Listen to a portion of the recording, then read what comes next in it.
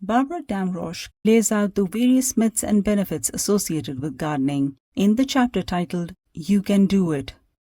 In the myths department, she lists the usual gripes that are held against gardening, that growing food is a time-consuming activity, that it requires a large space, that it requires expertise, that buying organic food is expensive, that cities and their dwellings lack space, etc. She debunks all of these myths.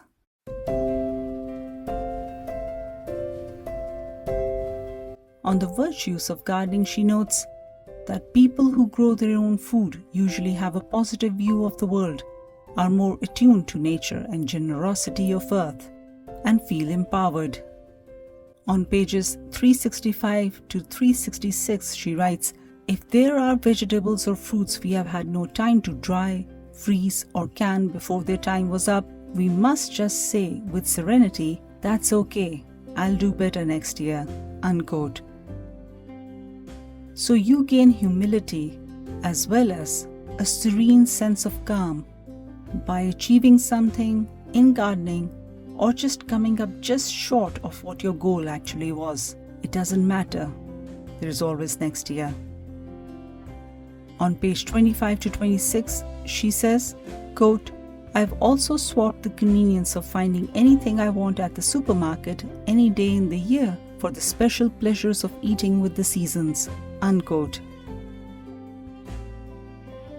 So a person learns to be patient and also enjoy the seasonal food instead of eating highly processed or frozen food that may not have all the nutrients or may have harmful chemicals in it.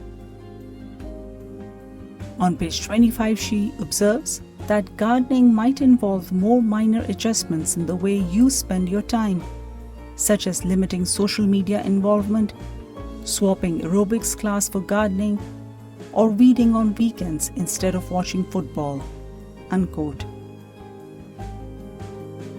She wants us to be outdoors. She wants us to be in nature and get fit while being in nature, which is healthier than any aerobics class out there, in her view. And you need to look no further than her picture on the last page to get an idea of how regular gardening naturally tones your body to see the health and exercise benefits of gardening regularly. On page 34, she writes, quote, "I get my weight-bearing exercise from carrying bales of mulch hay, my resistance training when I pull out stubborn roots and stumps, and my heart-lung workout when I break up sod to make a new bed. I may not know my gluteus maximus from my latissimus dorsi. Weren't they Roman emperors? But I'm sure they both get well used," unquote.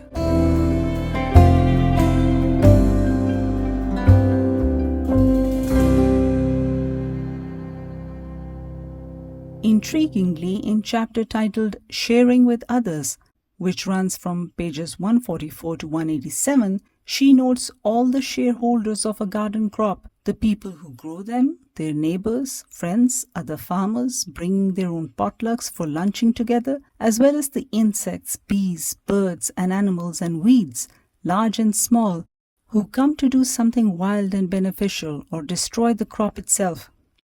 She highlights the communal nature of a simple act that has a beneficial domino effect for others.